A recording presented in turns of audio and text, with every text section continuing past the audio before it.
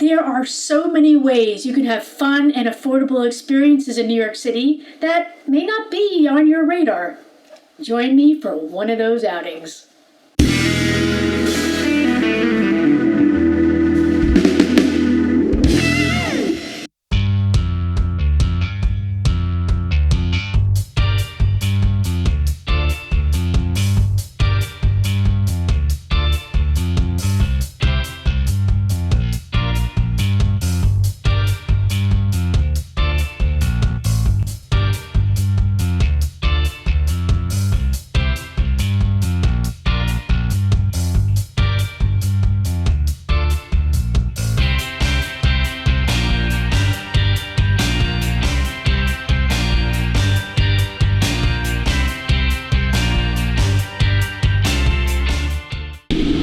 So I'm on 96th and Lexington, and the plan of a particular restaurant has fallen through. And here's a good tip, which sounds kind of obvious, but I guess I don't think of these kinds of things yet.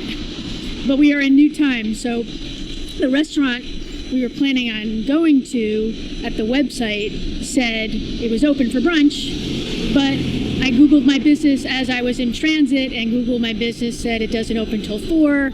So we're gonna pick another place to go, which is part of the adventure. So the tip is, don't trust the website of a restaurant. In fact, I've already had issues with that with happy hours, where they advertise the happy hour, and then I go to the happy hour, and there is no happy hour. So they have to update their website, and you know, it is what it is. We're in new time, so don't trust the website. Either call or go to Google My Business and check the hours there. That, I think, is much more reliable than the website. So I'm going to meet up with my bud, and we're gonna pick another spot, and I'm sure it's gonna be awesome. Welcome to the New York adventure. Okay, so we're trying someplace that got very highly rated, called Effie's Kitchen. It's totally chill over here, right? Plan B can be awesome if your plan A doesn't work out. Plan B is almost always as good or better than plan A. Keep that in mind. It's a perfect day today. It's sunny, it's a beautiful fall day, and I'm excited to try the food here today.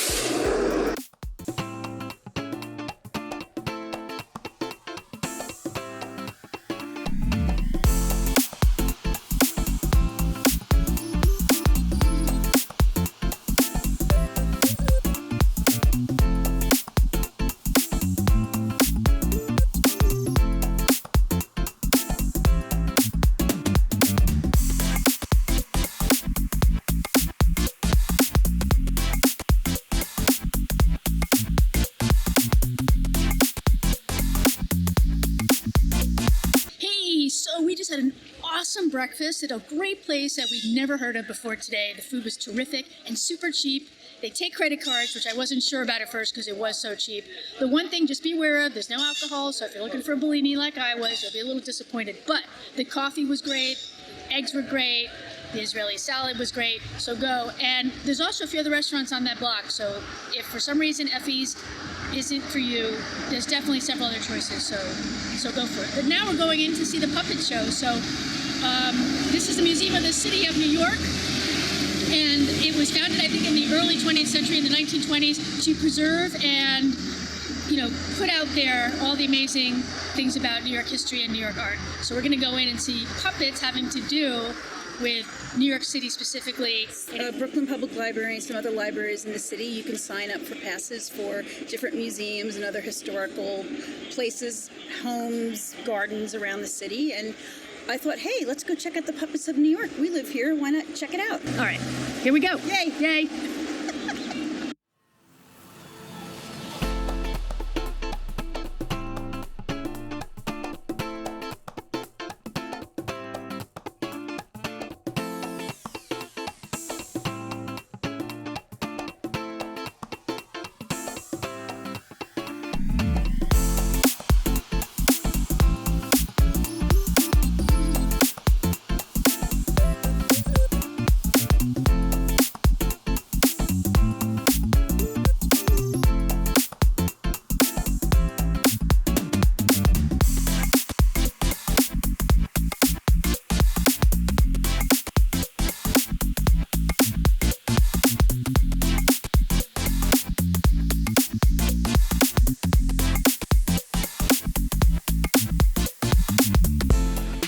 Hey, so just got out of the museum, and whoa, is it overwhelming. We came for the puppets, but there is so much more going on here. You must come.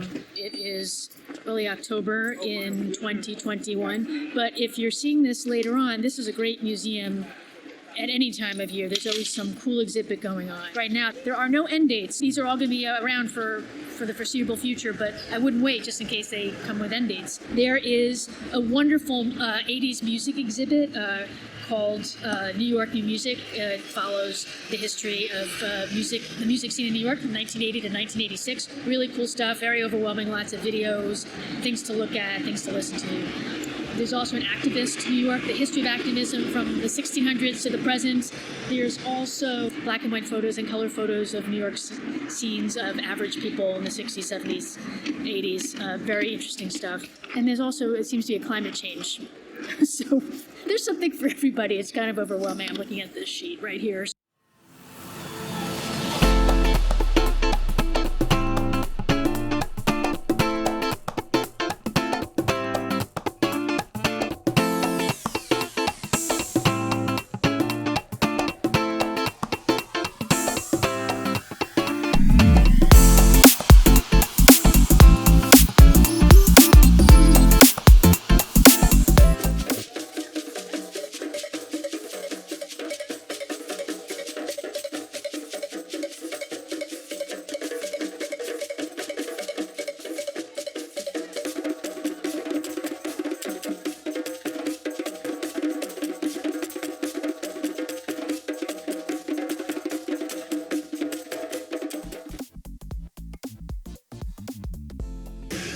So I wrapped up a really fun day, not expensive, great experiences.